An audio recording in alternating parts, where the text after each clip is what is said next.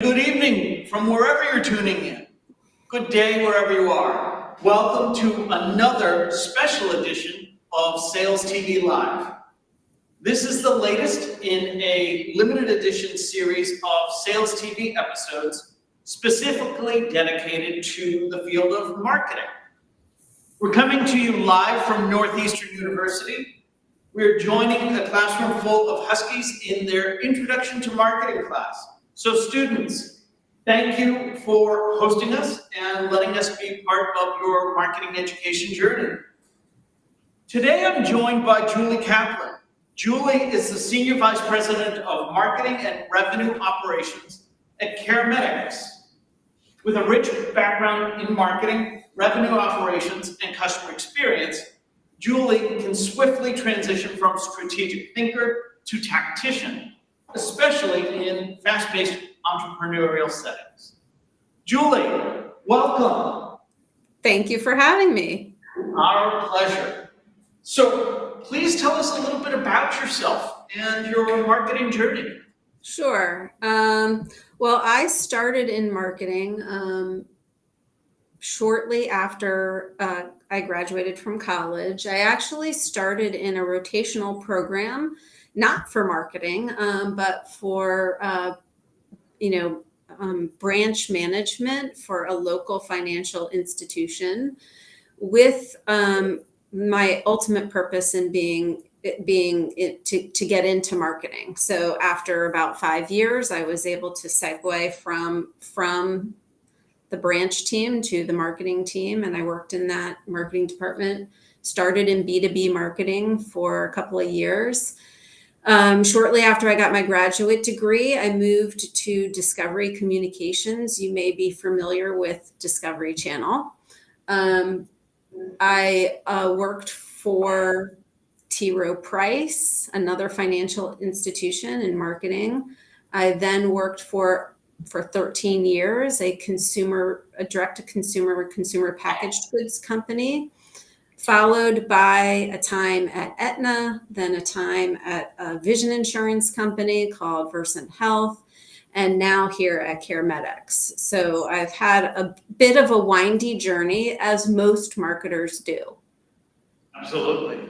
Thank you for that. So Julie, this semester, we're learning about the major themes of marketing. Each week, we explore various marketing terms and concepts.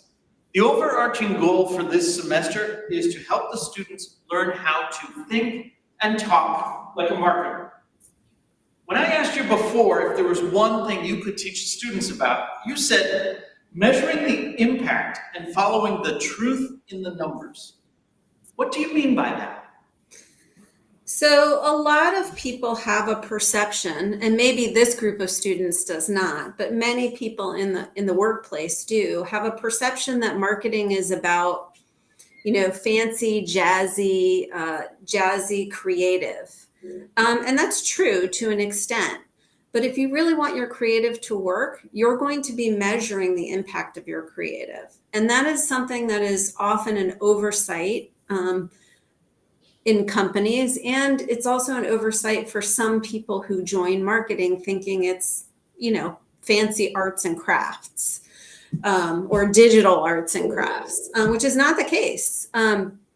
So it's important to understand what your work is providing and the value it brings to the company. Was it ever the arts and crafts department? In some companies it is. Sadly, it becomes that when marketing takes a back seat and becomes an order taker. So if someone comes to you and says, I need, a piece of collateral, I need a giveaway, and there's no discussion about what the value of that is, and there's no discussion about what the company's doing, and there's no discussion about how you bring your product to the marketplace, it's going to quickly become, the McDonald's of marketing, which is somebody drives up, they place an order, you deliver it, and then you leave. But that's not the type of marketing I like to do. And don't get me wrong, there's a lot of value in that, and it's an important part of marketing. You just don't want it to be the only part of marketing. Right.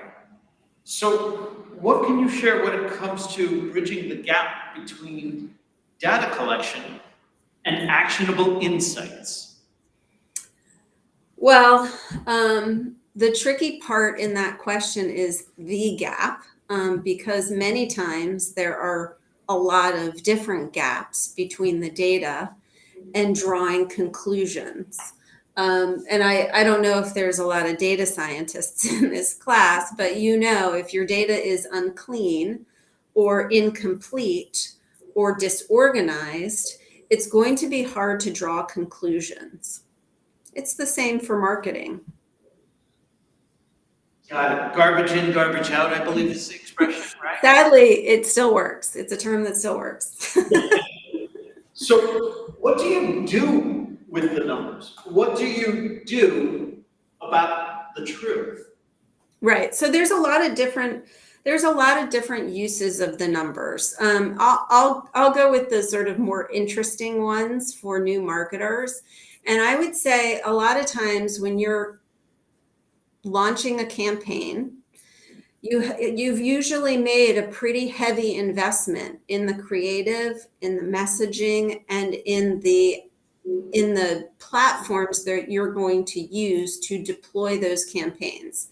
How do you know if it works? And how do you know if it's the best campaign you could put out there?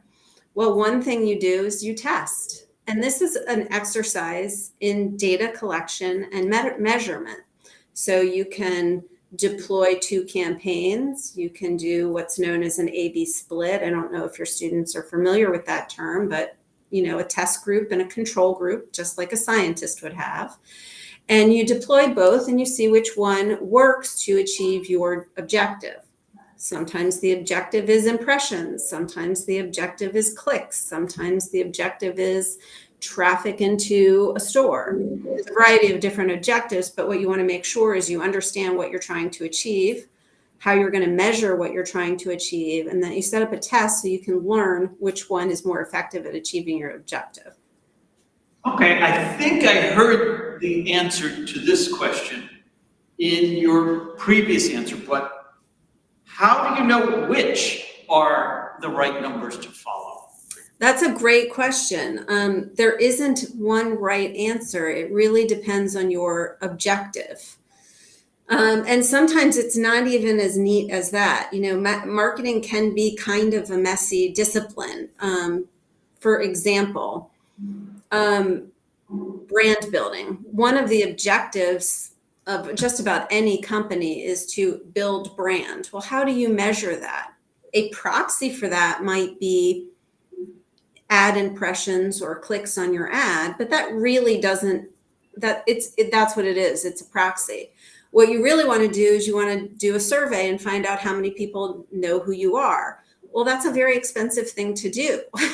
So sometimes you have to use proxies, and sometimes your objectives are more straightforward and you will find the numbers more easily. For example, if I'm trying to get prospects to complete a form and set up a meeting with one of our salespeople, I can measure that fairly straightforwardly. So I heard you talk about proxies, and in my experience, things like clicks and views, really, they serve as proxies, but all too often, we start to chase the value of the proxy and not the underlying goal. I presume, I won't even ask, I presume you've experienced something like that. What happens when that happens? How do you right the ship? It's a good question, and it really, almost all of the answers are going to start with "it depends," because in marketing, it's going to be a function of your environment and your colleagues. And in addition to having some sense of understanding what the metrics are, understanding creative, understanding brand, understanding people and your colleagues and what motivates them and what will bring them along the journey with you is going to be as important as any of those other things. So when you find your company sort of focusing on metrics that you're not confident in, you have to find a way to bring them along with you. And there isn't one answer for that. That's something that every individual is going to have to learn.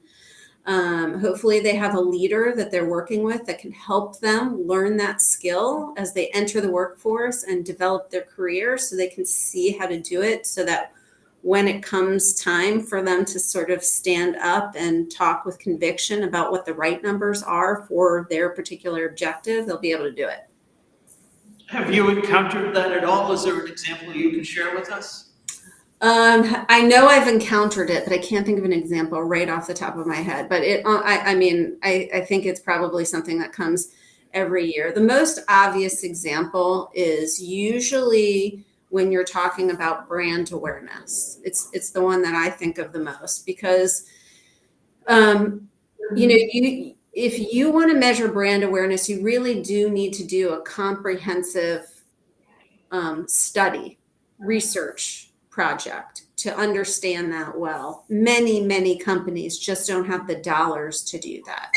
And then you will focus on the proxies, right? And that's impressions. And then people just start getting focused in on, are we getting more impressions? Well, you might find that, yes, you're getting more impressions on Facebook, but none of my buyers are on Facebook. I don't care. Right? It doesn't matter. It only matters if my buyers are on Facebook. It only matters if my prospects are on Facebook. And if that's where they're going to learn about companies like ours. And in our business, that isn't where they're going. So I could get a lot of impressions on Facebook fairly easily, and it means nothing to brand awareness in the space that I care about. So impressions are a proxy for brand very often. Is brand also a proxy? Brand is you could consider brand a proxy for your reputation. Really what we're talking about is, what does the company stand for? And what do you want the market to believe that it stands for? I tend to use brand and reputation synonymously, but not everyone does. You have a bad reputation, you're going to have a brand problem. So you could, consider a poor reputation a proxy for, brand perception. Okay. So in this class, we've talked about marketing's role in establishing a product's value promise. Conversely, what impact does the voice of the customer have in shaping the marketing strategies? Well, if the world worked according to Julie Kaplan, the voice of the customer would almost always have a heavy influence on that. And I think most companies intend for their customer to have a voice in product development and product value. Really, your end user is your best, advisor or consultant in how to sell to them best.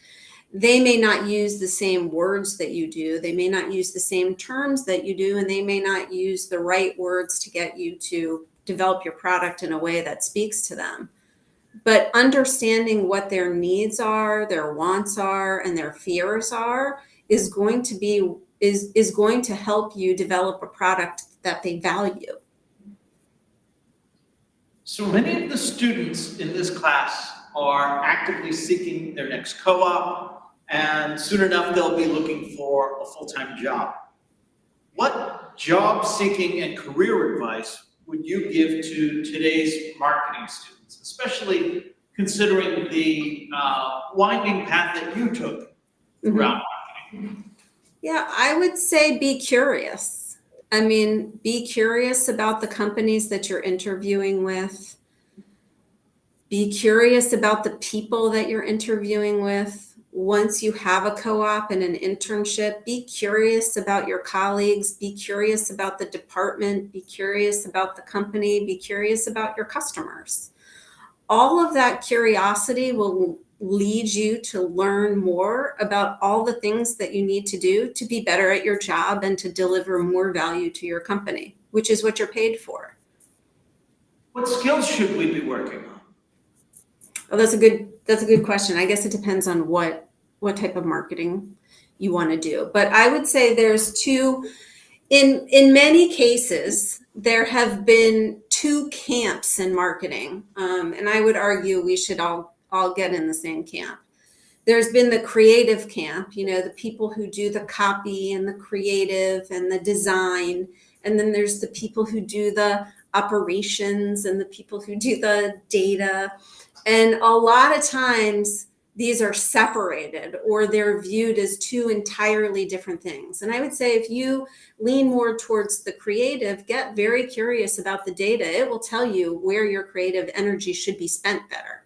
Likewise, if you are, the data or operations person, get more curious about the creative. Find out what works, find out what doesn't, so you can inform the creative.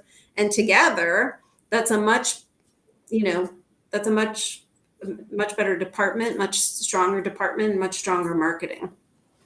So I like that you pulled out the two different camps. We've actually spoken about that in class here.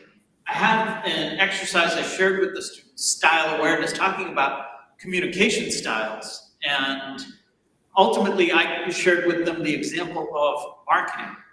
Before internet marketing, measuring the impact of marketing was incredibly difficult.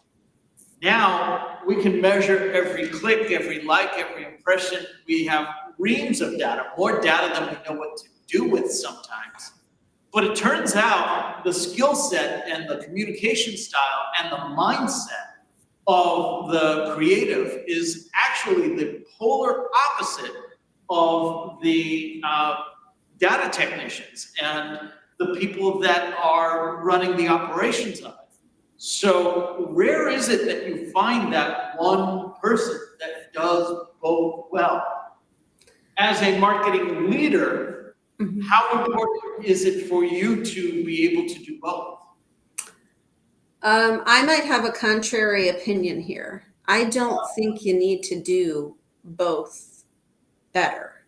I think whichever you do and wherever your strength is, you need to have an appreciation for someone else's strength or another team's strength, and find a way to get together and leverage those two strengths to move forward together. If you're a leader and your strength is in the data, find people that are stronger in the creative. Likewise, if you're a stronger creative person and you don't need to lean on someone else for that kind of expertise, find a data person or an operations person who can help you come along their thought journey with them. I want to remind the students they're welcome to contribute any questions to the discussion as well. While they're coming up with their next great idea, let me ask you this. How has marketing changed, and what coming changes should we be preparing for? If you are, I would say any strong marketing department will be prepared for and in front of change. And one of the ways to do that effectively is, it goes back to our earlier topic, is to listen to your customers. Their needs, their wants, their fears are ahead of where you are in delivering a product, right? So understanding what problems they face today and what problems they face in the future will help you start to reorient what you need to deliver more value to them in terms of the products, but also how to communicate that value to them. I think it's great that you still went to customer first, because I was expecting an answer couched in technology. I still want to ask you about that, though. As far as technology's evolution, and specifically AI, is AI going to replace the marketer? I think it's a marketer's enhancement. It's a way to make marketers more effective. I don't see it replacing marketers in the near future. Could it replace marketers, way out into the future? Your guess is as good as mine. Tools for efficiency and making people effective, technology-based tools have been embedded in marketing for a very, very long time, and we have not been replaced yet. It's how do you leverage the tools? How do you add your own intellectual, property to that makes those tools work best. Look, you just look at ChatGPT. Anybody can type in a prompt. Not everybody can type in a good, effective prompt. That takes learning, it takes time, it takes training. That takes a person. Are you and your team incorporating any of the leading edge tools, ChatGPT and the like? Yeah, so we definitely use ChatGPT. We're very lean staff. We often use it to summarize transcripts for us. Like when we're having conversations with people, we ask it to summarize for us, and that's usually a starting point for some sort of creative project that we want to engage in. Okay. Question? Yeah. So Speak up nice and loud. It was touched on a little bit at the beginning when you spoke about kind of getting in contact or incorporating the end consumer into your marketing strategy. How do you kind of go about, polling or like getting information from that consumer and then kind of incorporating that into your marketing strategies? Did you hear that? I think the student was asking about how do you collect information from your customers?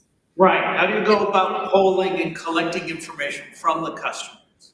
Yeah, so there's a variety of different means, and how you deploy those means and the frequency with which you deploy them may depend on your business. So, for example, if you're a high volume consumer business, you'll probably want to include polls or surveys after every transaction or many transaction. And I'm sure you've been on the phone with an airline or a a streaming provider or somebody. And either after your email or after your phone call or after whatever communication you had, you got how did we do? That's one way in which high volume businesses keep a pulse on how they're doing in terms of delivering a particular product. In a business to business environment, those transactions look very different, and when you would want to poll them on those transactions are going to be, variable. But there's really three different levels of, I like to think of it as three different levels of collecting information or types of information. So you collect information at the brand level, right? And that is something you might do once a year, once every 18 months, once every 2 years. These are things that are surveys, they're research projects. You engage a firm or you use your team to go out into the marketplace and poll your customers and prospects. Then there's the relationship feedback. What do you think of us when we interact with you? There's like more product or relationship type surveys. So what do you think of our product? What do you think of this product? What do you think of that product? That might be something you poll against more frequently, maybe once a year or twice a year. And again, it's a function of where are your customers and prospects interacting with the product. And then there's the transaction level. That happens when there's phone calls, emails, or specific exchanges that you care about or that are meaningful moments in your business. So for example, in our business, that might be a quarterly business review with a client. In another business, it might be what happens when they get off the phone with you after you've had a customer service problem. Did that answer the question? Thank you. Other questions? I had a follow-up on that one. So how important is it to then act on that information? I don't know why you go to the expense or the effort if you're not going to act on it. So the questions need to be designed in a way where you are going to be able to use them. So, and that you're going to get meaningful, meaningful feedback and insight about how people view your products. So for example, if you're doing a product survey, I don't know, pick any product. Let's say it's a software product.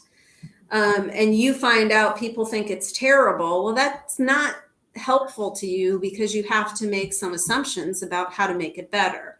So you do have to include in there something about like what would make our software better for you? What would help it solve your needs? One thing I will tell you is price or cost will rarely get you an answer that's useful or insightful. Because when people say they want, when people get cost related questions or pricing related questions, they're almost always going to ask you to lower the price. And that's not what you want to do. What you want to do is you want to make sure that you're delivering value that commands the price you're charging. And that is a very different mindset when you're asking a question. Excellent, thank you. Other questions? Julie, time has flown by. I want to thank you very much for being with us today. How can people follow up with you?